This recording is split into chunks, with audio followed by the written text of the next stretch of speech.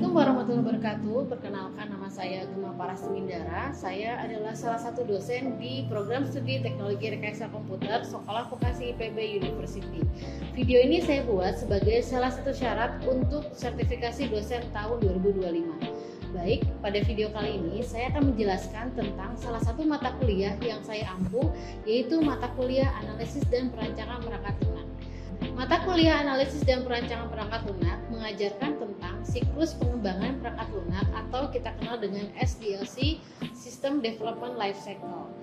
Pada SDLC ini mengajarkan juga tentang teknik analisis dan teknik pemodelan perancangan perangkat lunak, baik dengan pendekatan terstruktur maupun dengan pendekatan object oriented, membuat prototipe aplikasi-aplikasi baik berbasis web maupun berbasis mobile. Adapun capaian mata kuliah pada mata kuliah Analisis dan Perancangan Perangkat Lunak, yaitu 1. Mahasiswa mampu memahami konsep dan proses siklus pengembangan informasi. Yang kedua, mahasiswa mampu menganalisis proses bisnis dan kebutuhan pembuatan sistem dalam suatu sistem informasi dan menggunakan konsep SDLC. Yang ketiga, mahasiswa mampu menggunakan perangkat lunak untuk mendesain sistem informasi. Yang keempat, mahasiswa mampu membuat prototipe sistem informasi. Dan yang terakhir, mahasiswa mampu untuk melaksanakan presentasi proyek prototipe sistem informasi secara bertanggung jawab dan juga berkepemimpinan. Baik, selanjutnya saya akan menampilkan pembelajaran tentang analisis dan perancangan perangkat lunak pertemuan ketiga. Selamat menyaksikan. Assalamualaikum warahmatullahi wabarakatuh. Waalaikumsalam warahmatullahi wabarakatuh. Selamat siang teman-teman. Ya. Alhamdulillah ya, hari ini kita bertemu kembali di mata kuliah Analisis dan Perancangan Perangkat Lunak. Nah, hari ini kita pertemuan keberapa? Tiga ya. Saya udah gini nih, 3 ya. Oke. Nah, jadi seperti yang sudah kita bicarakan di minggu-minggu lalu teman-teman ya, bahwa mata kuliah ini adalah mata kuliah di mana yang akan mengantarkan kalian menjadi seorang sistem analis. Oke. Nah, untuk minggu ini ya, yang akan kita lakukan atau yang akan kita pelajari adalah bagaimana seorang analis itu bertindak sebagai seorang project manager. Oke, nah untuk learning output kita kali ini yaitu pertama, apa saja sih elemen-elemen ya dari manajemen proyek dan tanggung jawab seorang manajer proyek. Sekarang sebelum saya lanjutkan nih, kalian tahu kan manajer proyek itu apa? Tahu, oke, tahu ya. Nah, manajer proyek itu adalah orang yang akan bertanggung jawab, namanya juga manajer ya. Tapi di dalam tanggung jawab itu ada apa aja. Nah, ini akan kita pelajari di hari ini. Nah, terus yang kedua kita akan menjelaskan kegiatan awal proyek dan aktivitas di dalam fase awal, namanya fase project planning ya, di dalam SDLC-nya. Terus mendeskripsikan bagaimana menentukan ruang lingkup dari sistem yang baru. Oke. Nah, terus selanjutnya kita juga butuh yang namanya penjadwalan. Nah, jadwal di sini kita akan gunakan yang namanya Gantt chart. Oke. Terus selanjutnya kita buat analisis biaya ya. Analisis biaya, terus juga kira-kira jika ternyata softwarenya atau sistemnya sudah bisa diimplementasikan, keuntungannya berapa sih? Kita bisa mengukur di sini. Oke. Terus yang terakhir mendiskusikan bagaimana alokasi stafnya. Jadi pada saat seorang manajer proyek ingin membuat sebuah proyek, terutama sebuah sistem informasi atau software, maka dia harus tahu siapa-siapa saja timnya ya. Orang yang tepat ditempatkan pada posisi tersebut misalnya ya. Nah, itu ada. Nah, sekarang kita akan belajar tentang overview-nya ya. Prinsip dasar dari project management. Terus apa saja sih faktor-faktor yang membuat sebuah project itu sukses? Ternyata juga ada faktor-faktornya. Terus ada juga tugas dari project manager itu apa aja ya. Terus pengetahuan di bidang project manajemen apa? Terus bagaimana memulai proyek sistem informasi, dan apa saja yang dilakukan di fase planning atau di fase perencanaan. Oke. Nah, jadi gini teman-teman, ternyata pada saat kita membuat sebuah sistem informasi tanpa perencanaan, 28% saja yang dia sukses apabila dilakukan perencanaan secara matang. Sisanya kemana? Gagal.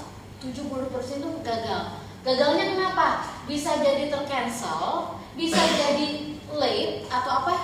Terlambat, betul. Atau dia over budget, atau dia tuh fungsionalitasnya jadi terbatas. Pernah kan kayak mungkin mendengar gitu ya, sebuah proyek itu dia berhasil dia selesai nih dilaksanakan, tapi ternyata fungsionalitasnya cuma segini aja gitu ya. Atau misalnya dia tuh batal, ternyata over budget. Jadi misalnya dananya sekian, ternyata hasilnya ya nggak sesuai dengan harapan. Jadi 72% itu termasuk yang seperti itu. Dan 28% aja nih yang ternyata sukses, teman-teman. Nah, jadi begitu dilihat dari apa yang terjadi, itu terjadi karena ternyata proyek itu membutuhkan sebuah planning. Dan planning ini adalah tahapan awal dari sebuah proyek. Jadi nanti kalau kalian membuat proyek apapun tanpa adanya planning, teman-teman, itu sulit. Ya, karena tidak adanya kontrol atau eksekusinya juga tidak terkendali gitu ya. Oke, nah sekarang, ini juga survei selanjutnya. Ternyata teman-teman, menurut Aprianto dan Putro dalam papernya yang diterbitkan pada Sentika 2018 ya, tentang tingkat kegagalan dan keberhasilan proyek sistem informasi di Indonesia, dari 110 proyek sistem, 27% itu dikerjakan sesuai anggaran, tepat waktu dan telah dievaluasi oleh penggunanya. Dan 55%-nya bermasalah. 18%-nya dibatalkan. Ini tidak hanya persentase, teman-teman, tapi berbicara tentang budget seseorang, janjinya seseorang, misalnya gitu ya, sebuah perusahaan untuk meluncurkan sebuah software atau project. Ya, jika gagal itu budget tetap keluar, orang tetap teralokasikan, tapi dia gagal, gitu ya. Nah, ternyata persentase tertinggi itu terjadi pada perusahaan yang kecil, bukan perusahaan yang besar. Jadi kayak perusahaan besar, kalian tahu apa? Contohnya? Telkom boleh, Astra boleh, ya. Atau perusahaan kecil. Nah, kalau perusahaan kecil yang memang mungkin skala perusahaannya atau stafnya itu misalnya ada ada rentangnya, misalnya dari antara 5 sampai 10 staf gitu ya, kayak gitu-gitu ya, itu perusahaan kecil. Nah, ternyata dari berdasarkan ukuran proyeknya ya, kegagalan tertinggi itu terjadi ketika proyeknya itu besar. Ya. Dan untuk ukuran proyek yang kecil ternyata tingkat kegagalannya itu rendah. Ya, kalau dilihat memang kalau proyek besar itu otomatis fungsionalitasnya juga banyak, melibatkan banyak orang, melibatkan banyak proses, sehingga kemungkinan gagalnya jadi tinggi kan gitu ya. Tapi kalau proyeknya lebih kecil, fungsionalitasnya juga lebih kecil, ya bisa lebih dikendalikan gitu ya. Jadi makanya memang untuk ukuran proyek itu dibutuhkan, kalau semakin besar proyek memang biasanya orang juga semakin banyak, tapi akan inline dengan budget yang dikeluarkan gitu ya. Nah, terus untuk tingkat kompleksitas gitu ya, kegagalan tertinggi itu berada pada proyek yang kompleks. Yang kompleks itu seperti apa? Yang saling terhubung. Misalnya satu divisi itu bikin sebuah modul, divisinya bikin sebuah modul, misalnya keuangan sama HRD misalnya ya, ini misalnya aja. Nah, masing-masing divisi itu sebenarnya punya fungsionalitasnya, tapi ketika mereka harus terintegrasi, nah mereka itu akan ada proses yang kemungkinannya jika tidak dikendalikan dengan baik, maka proyeknya itu akan dikhawatirkan akan mengalami kegagalan gitu ya. Jadi fokusnya bagaimana, Bu? Biasanya jadi mereka tuh satu persatu, misalnya divisi apa dulu selesai, divisi apa dulu selesai, divisi apa dulu selesai. Jadi dia lihatnya per divisi atau per proyek yang jauh lebih kecil, itu jauh keberhasilan jadi lebih tinggi dibandingkan kita bikin semua divisi bikin serentak terus udah gitu bikin. Nah, itu kemungkinan gagalnya jika tidak dikendalikan dengan baik, maka akan menyebabkan kegagalan gitu ya. Nah, lanjutkan. Nah, ini alasan kegagalannya ya, yang tadi sudah saya sebutkan ya. Ternyata dia tidak lengkap. Jadi pada saat planning itu, pada saat apa sih? Biasanya ini kondisi itu ngobrol sama penggunanya. antara developer dan pengguna itu orang yang berbeda. Misalnya, sekarang saat kalian itu saya minta kalian menjadi seorang project manager, berarti posisi kalian adalah orang yang akan membangun, yaitu developernya. Jadi besok-besok nih kalau saya bilang developer itu apa? Ya kalian sebagai developernya, tim developer. Di developer itu kan ada ininya ya, kayak sebagai siapa ketua timnya, sebagai project manajernya, siapa yang menjadi database-nya, siapa yang menjadi desainernya dan seterusnya ya. Nah, di situ ini alasan kegagalannya ya. Jadi kebutuhan itu tidak lengkap yang diberikan dari user. Nah, untuk pertama kali kadang-kadang kita bingung, kita tuh sebagai developer atau user sih gitu ya. Karena kan kadang-kadang project itu muncul dari kita sendiri. Makanya projectnya enaknya kan kita menggunakan basisnya tuh langsung ke mitra gitu ya, sehingga mitralah yang punya masalah realnya gitu. Nah, yang menjadi user itu siapa berarti? Ya mitra gitu kan. Mitranya yang akan ngasih tahu kalian saya mau bikin apa. Terkadang kalau mitranya tidak bisa mengkomunikasikan dengan baik, dia itu bingung. Saya mau bikin ini tapi nggak bisa mengkomunikasikan sehingga requirement-nya nggak lengkap. Terus ternyata mitranya ya udahlah terserah kalian aja nih, pokoknya yang penting beres. Nah itu keterlibatannya sangat terbatas. Jadi yang dipikiran mitra dengan developer akan berbeda. Ini akan menyebabkan kegagalan juga. Terus kurangnya support dari eksekutif. Eksekutif itu dari mitra tapi yang level atasnya. Jadi ya yang bosnya lah gitu ya. Nah, kalau kurang support dari si eksekutifnya menyebabkan kegagalan gitu ya. Terus udah gitu kurangnya support teknis, lemahnya perencanaan proyek, tujuan tidak jelas, kurangnya sumber daya. Ya. Jadi kita masuk lagi ke slide berikutnya. Nah, ini tentang internal responsibility. Sebagai seorang project manager, kalian tuh ada 2 responsibility yang akan harus kalian pahami, dalami gitu ya, serapi dalam-dalam nih. Nah, yang pertama tentang ke arah internal. Tanggung jawab dari si internal itu seperti apa sih? Satu, nah gini. Internal itu adalah tanggung jawab kalian kepada tim kalian. Kalau eksternal itu adalah tanggung jawab kalian ke luar atau ke mitra atau ke user atau ke pokoknya yang akan meminta kalian membuatkan sistem. Nah itu ya. Nah apa aja sih internal responsibility? Pertama, kalian harus identifikasi. Jadi tugasnya manajer proyek itu bukan cuma ngerjain itu tim kalian. Justru kalian tuh harus menjadi orang yang bisa membagi-bagi tugas. Ya, makanya disebut leader kan, manajer proyek itu adalah leader ya. Nah, jadi apa saja kalian identifikasi tugas proyek itu apa saja dan membaginya dalam subtugas. Subtugas ini nanti dikerjakan oleh siapa? Nah, nanti untuk di prakteknya adalah identifikasi tugas proyek nanti bagi-bagi ke dalam subtugasnya.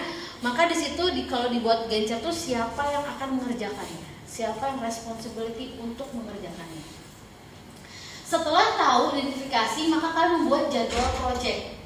Berapa lama proyek itu dikerjakan? Misalnya tugas 1 misalnya untuk membuat MOU misalnya. Itu berapa lama membuat MOU-nya? Dituliskan tuh berapa harinya, misalnya 2 hari atau 3 hari gitu ya. Siapa nih yang akan menjadi yang pembuatan MOU-nya? Bukan project manajernya, dia akan menugaskan siapa, sekretarisnya kah atau siapakah? Tapi di situ kita harus tahu dulu kan siapa saja sih yang menjadi timnya. Terus yang ketiga, merekrut dan melatih anggota tim. Nah ini adalah hal yang paling krusial teman-teman.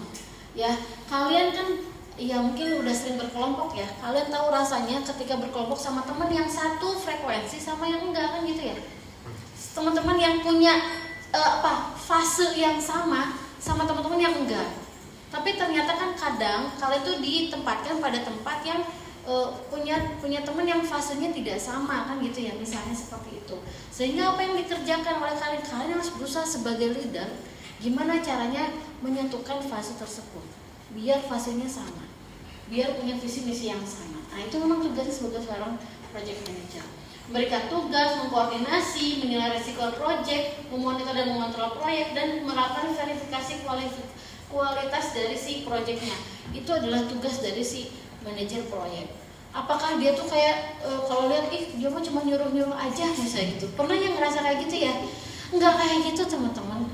Percayalah, kalau kalian di posisinya project manager atau mungkin kalian ada kesempatan menjadi project manager, ternyata pembagian tugas itu adalah hanya satu dari sekian banyak internal responsibility.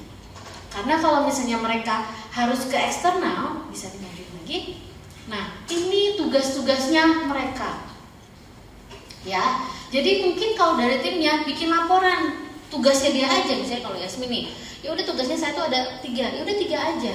Ya kan, punya kayak juga sama, misalnya 4, ya udah 4 aja. Tapi kalau saya sebagai leadernya 3 tambah 4 tambah bagian saya, itu bikin laporannya. Belum lagi kalau ternyata timnya banyak, ada berapa laporan yang harus dia perbitkan? Ya 1, tapi kan banyak subnya. Nah itu harus dilaporkan, harus dipresentasikan di mitra. Ini gimana perkembangannya? Gak mungkin sendiri. Dia kalau leader yang bagus, ya dia bisa menggerakkan teman-temannya dan dia menjadi orang yang paling depan. Jadi dia sebagai tamengnya. Ya, kita mencari orang-orang yang seperti itu sebenarnya. Sekarang di dunia nyata juga seperti itu ya.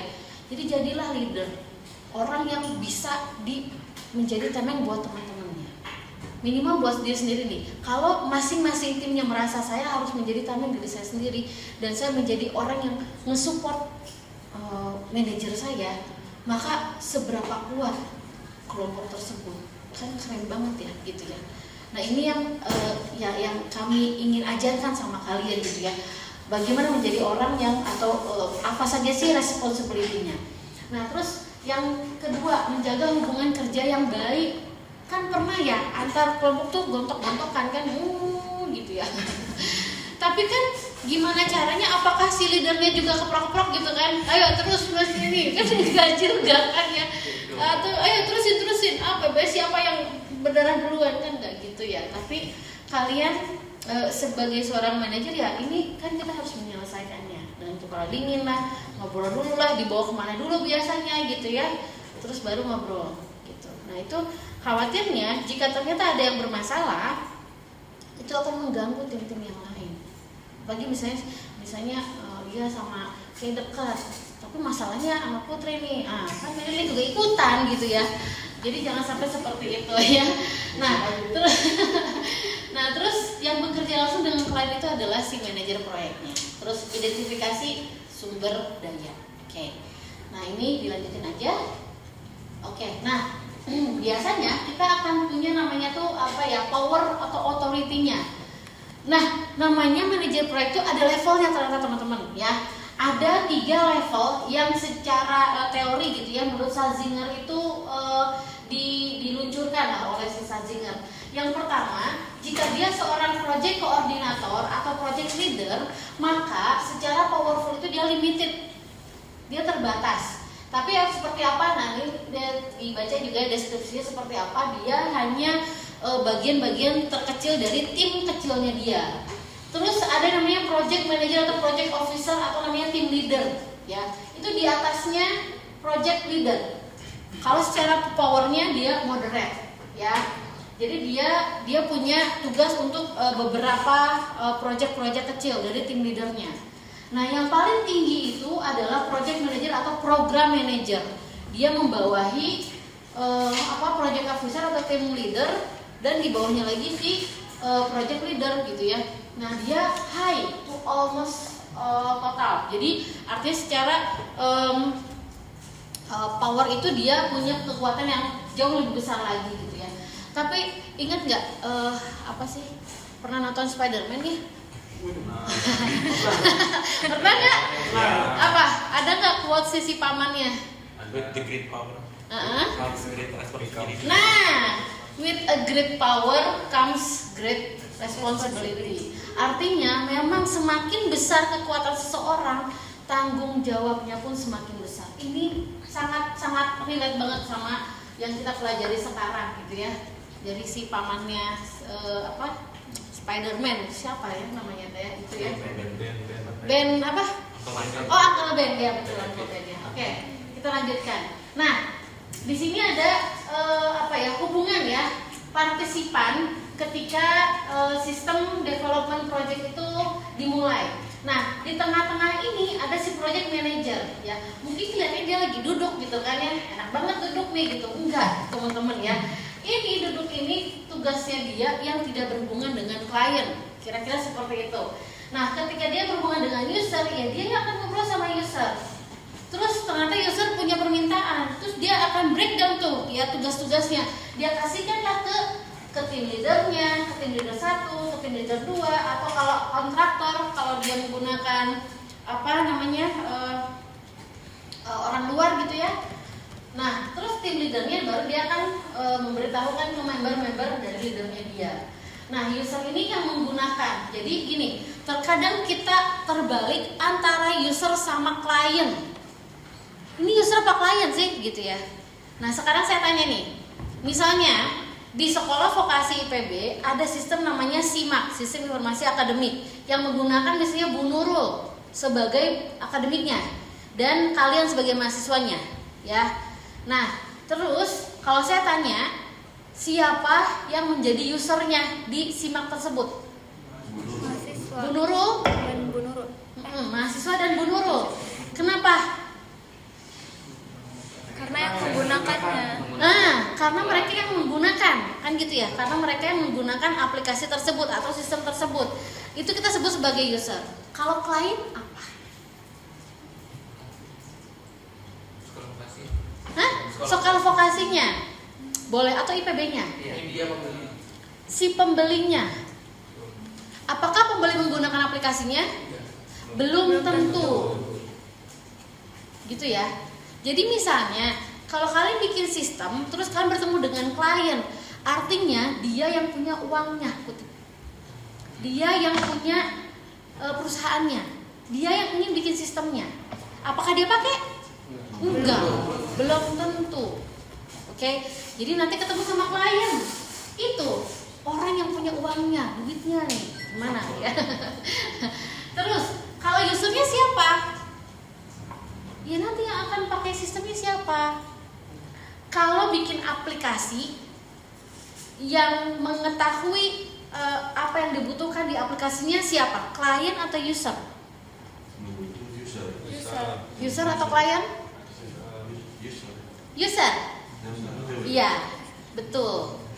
User, betul sekali. User, ya. Karena dia yang akan menggunakan. Apakah klien tahu nggak sistemnya? Belum tentu tahu juga. Kecuali nih kalau klien sebagai si leader, si yang punya perusahaannya, dan dia ingin melihat secara periodik laporan bulanan, laporan tahunan lewat aplikasi, maka dia pun sebagai user, tapi levelnya di level atas, gitu ya. Nah jadi terkadang klien bukan menjadi seorang user, tapi user adalah seorang user gitu. Jadi klien bisa jadi user walaupun bukan selalu menjadi user gitu ya. Nah ini adalah kayak apa ya, hubungan lah ya yang harus dilakukan kalian seorang project manager ke orang-orang yang akan berhubungan langsung dengan kalian. Jadi ada klien, user, subkontraktor, tim leader, dan juga tim leader ini nanti dia akan ke bawah-bawah member. Oke, kan? Nah ini tugas-tugas dalam manajemen proyek. Jadi ternyata ada tugas-tugasnya ya di awal, selama, dan juga pendekatannya seperti apa. Nah, yang pertama adalah tentang perencanaan. Jadi tadi udah kita sebutkan di awal gitu ya, bahwa perencanaan itu adalah hal yang sangat mutlak dilakukan. Kalian pernah bikin project, gimana ceritanya kalau project sekarang nih saya kasih, terus udah gitu besok kalau udah jadi, kira-kira bisa nggak? Enggak, ya cuma kayak roro jonggrang ya. Kita bikin candi kalau kayak gitu ya. Tapi banyak juga sih kejadian kayak gitu walaupun tidak seblow up gitu ya. Nah, tapi kalau misalnya dalam minggu depan yuk kita bikin sistem nih kan. Tapi kan kita lihat juga ya sistemnya seperti apa Bu gitu kan. Ini sulit apa enggak. Jadi kita lihat apakah memungkinkan atau tidak. Kalau tidak memungkinkan ya kita bisa kayaknya ini nggak bisa deh. Kecuali kalau kita udah terbiasa misalnya. Ya, kita udah biasa, terus kita bisa minta mundur juga kayaknya lebih enak. Karena ini bukan tentang bikin aplikasinya saja, tapi tentang berhubungan dengan orang. Itu yang sulit. Kalau misalnya tentang berhubungan sama orang, maka kita berhubungan sama manusia itu hubungan baik manusianya itu yang harus kita jaga, gitu ya.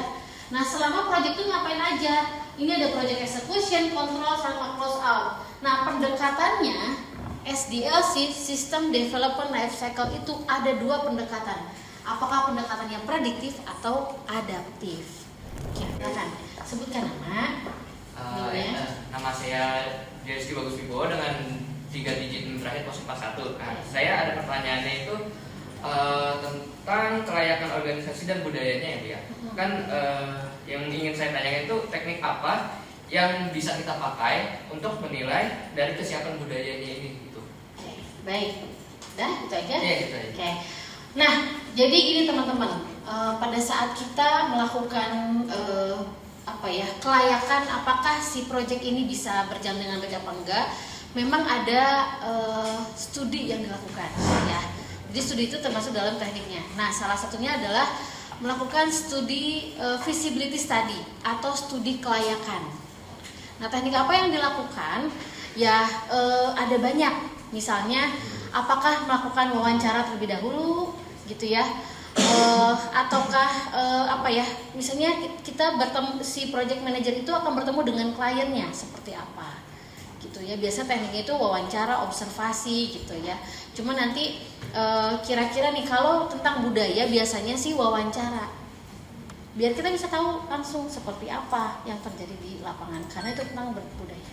Oke, udah? Oke, silakan. Ada yang mau bertanya lagi? Udah? Oh ya, saya. Oke. Malu-malu ini mah ya. Gimana? Sebutkan nama. Nama saya Muhammad Rafid Habibi. Tadi ada dibahas kalau project manager ini sebagai tamek untuk anggotanya gitu. Ya. Gimana sih tips untuk menjadi project manager yang sebagai tamek itu jikalau ada permintaan dari user yang cukup aneh-aneh terhadap anggotanya gitu. Cukup aneh-aneh. Oke, baik ya. Pertanyaannya menarik ya teman-teman ya. Gimana kita menjadi tameng gitu ya di saat ada permintaan yang aneh-aneh dari user. Memang teman-teman ya, user itu permintaannya suka unik ya, suka di luar kendali kita ya. Nah betul gitu dia bilangnya. Nah terus gimana rasanya ya, maksudnya gini, kita lihat sebagai project manager kita tuh sebenarnya tahu banget apa kemampuan dari tim kita harus tahu banget ya. Jadi disitulah kendalinya. Saat ternyata semisal nih ya, kalau dia menginformasikan lu sama anak buahnya, misalnya kira-kira bisa nggak bisa nih karena loadnya terlalu tinggi, ya berarti dia harus tegas bilang kayaknya nggak bisa gitu. Tapi nggak tegas kayak pokoknya saya nggak mau, nggak gitu ya. Tapi nah itulah keluasan seorang project manager itu dipertaruhkan. Dia harus ngomong gimana caranya tetap enak ngomong sama klien, tapi dia tuh sebenarnya menolak.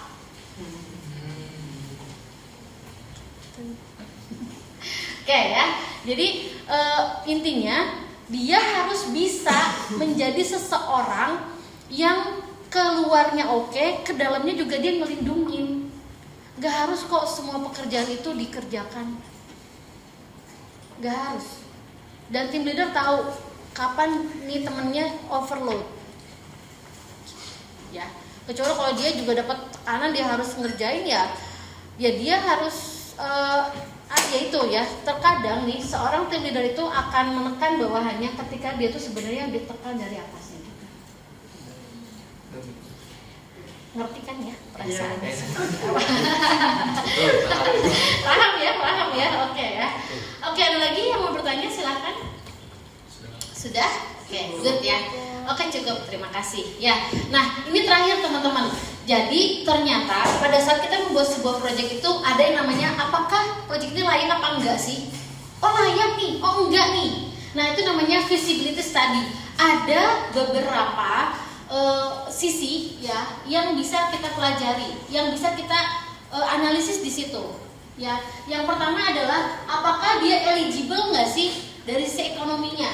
Jangan sampai nih teman-teman kalian bikin project, tapi project itu tuh kayaknya over budget dan secara keuntungannya kecil. Ada analisis cost analisis, ada kalau keuangan tuh ya ada cost analisis atau ini. Jadi harus dilihat Kalau dari sisi keuntungan intangible itu nggak bisa diukur, penambahan level service dan seterusnya ini ya. Terus biayanya juga yang nggak bisa diukur dari waktu ini. Moral pegawai menurun, ini yang tadi kita bahas. Apakah tim leader bisa nggak sih membuat timnya itu tidak menurun semangatnya? Menurut kalian nih, kalau kalian jadi tim leader ternyata tim kalian tuh agak menurun, jatuh ke bawah. Apa yang kalian lakukan? Kasih semangat. Ayo semangat. Apakah langsung semangat? Apakah langsung semangat? Evaluasi. Apakah evaluasi? Apa? Makan. Bonding. Iya betul. Kalau satu makan. Iya betul. Jadi betul ya teman-teman ya. Kenapa sih kok kayak kalau tim itu kalau banyak makan kayak gitu ya? Itu bukan tentang makannya teman-teman. Tapi ngebonding, membuat bonding antar kelompoknya.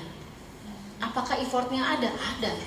Tim leadernya harus keluar uang banyak misalnya. Tapi memang ya mau nggak mau gitu kan ya. Kalau dia senang hati mengerjakannya ya udah. Tapi kalau misalnya maaf ya, kalau pelit misalnya, itu yang susah gitu kan ya. Itu yang makanya leader sama bos itu adalah hal yang berbeda. Ya.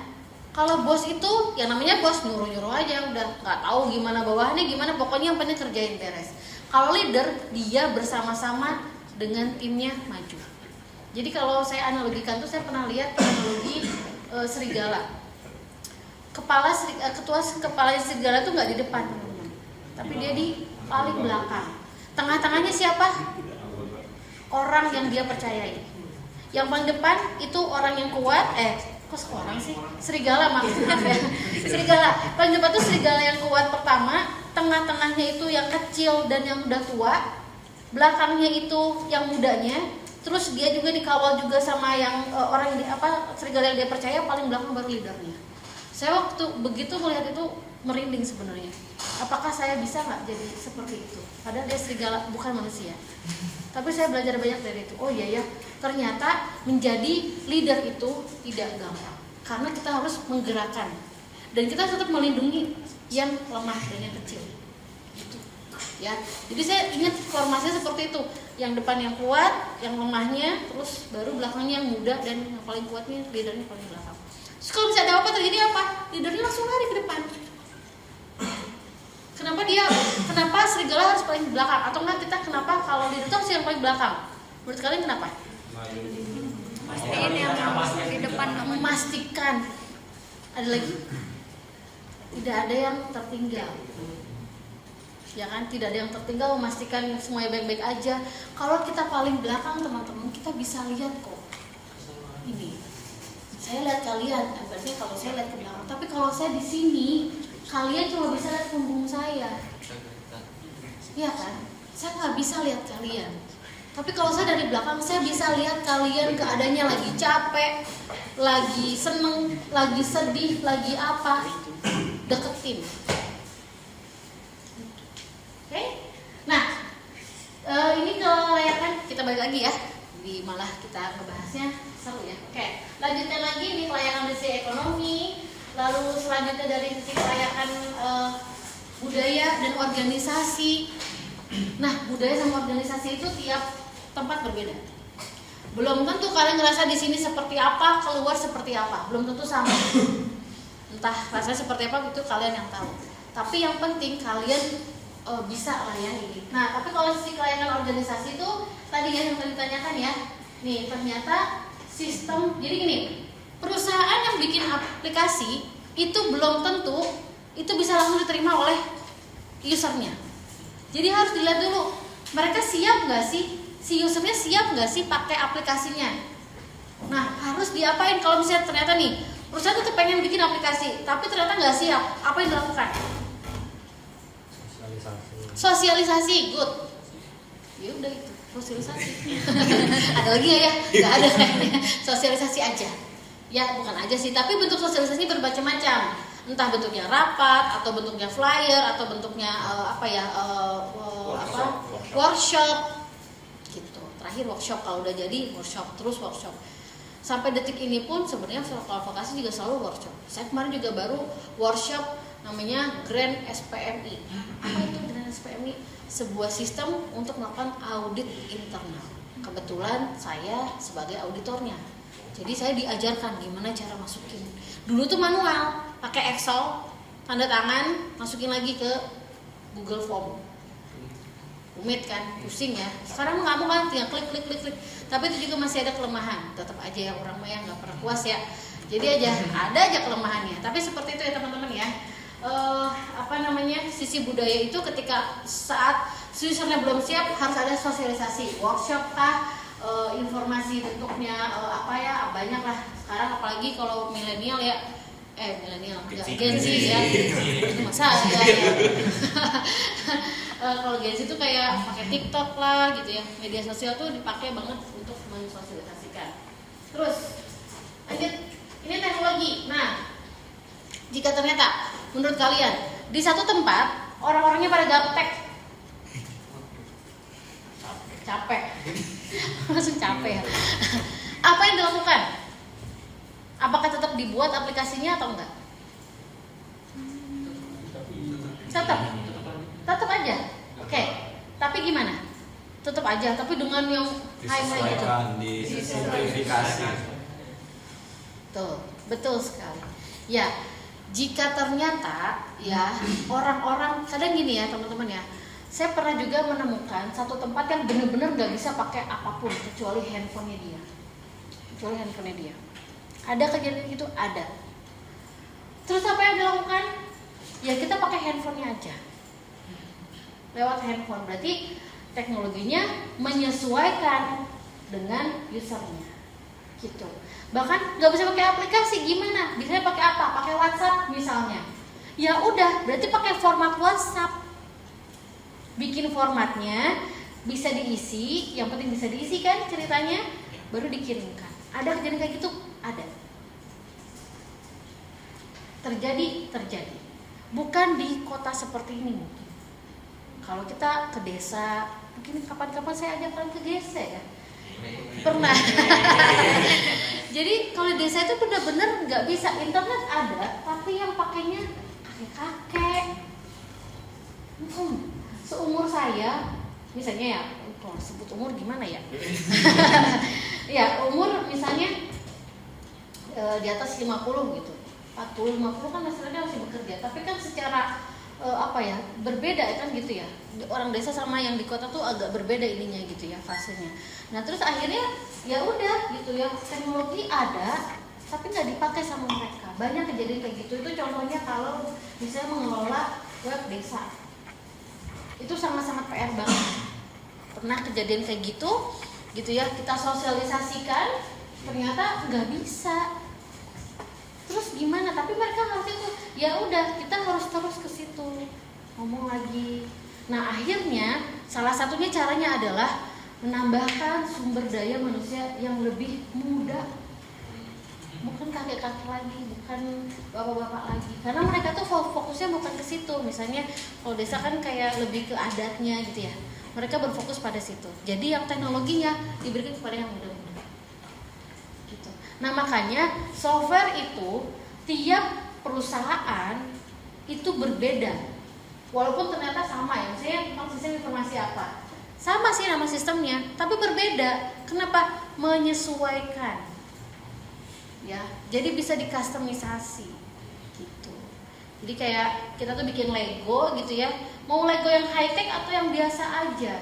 Jadi saya selalu membicarakan ini ke anak-anak saya sekarang kalian. Jadi ketika tidak ada sebuah sistem yang sempurna, yang ada sistem yang dipakai, yang menyesuaikan. Jadi nggak ada misalnya apakah sistem ini sempurna? Bukan sempurna, tapi dia dipakai atau enggak, bisa dipakai atau enggak. Karena percuma sempurna tapi ternyata nggak bisa dipakai. Banyak kayak gitu, mangkrak, udah gini, over budget lah, apanya lah gitu.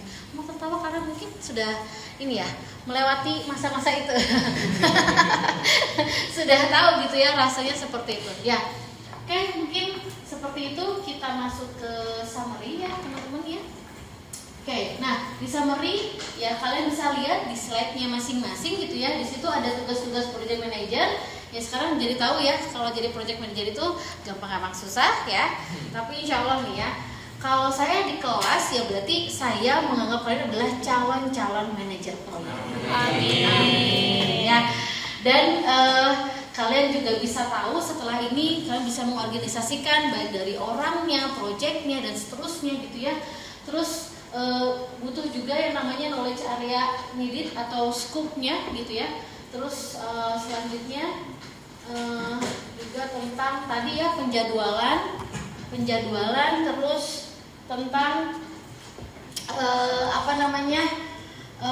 staffing gitu ya, dan kelayakan dari berbagai sisi. Oke. Mungkin sekian, terima kasih atas waktunya. Saya tutup. Assalamualaikum warahmatullahi wabarakatuh. Waalaikumsalam.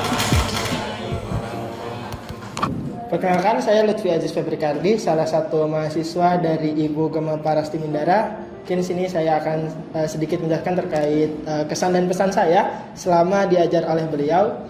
Beliau merupakan dosen yang sangat baik, kemudian cekatan juga menurut saya. Kemudian dari beberapa mata kuliah yang diajar oleh beliau juga sangat memberikan insight yang baru, terutama kepada saya, di mana ya beliau juga banyak memberikan motivasi selama kegiatan belajar mengajar. Kemudian saya juga banyak dapat ilmu dari beliau. Mungkin itu dari saya. Terima kasih. Perkenalkan, saya Kenanjung Ruswandi, mahasiswi Teknologi Rekayasa Komputer. Kesan saya selama diajar oleh Bu Gema, saya merasa sangat terbantu dalam memahami materi. Beliau mengajar dengan sabar, jelas, dan penuh semangat. Terima kasih. Oke, perkenalkan, nama saya Zaki Rafiatullah dari program studi Teknologi Rekayasa Komputer, mahasiswa yang diajar oleh Ibu Gema Parasti Mindara. Kesan pesan saya untuk beliau, dari kesibukannya beliau, namun beliau tetap selalu menyempatkan waktunya untuk membantu saya terkait hal apapun itu, terutama dari segi materi yang sangat saya tidak pahami. Misalkan beliau selalu memberi saya masukan, waktu atau arahan yang sangat jelas yang berguna bagi saya. Mungkin itu dari saya.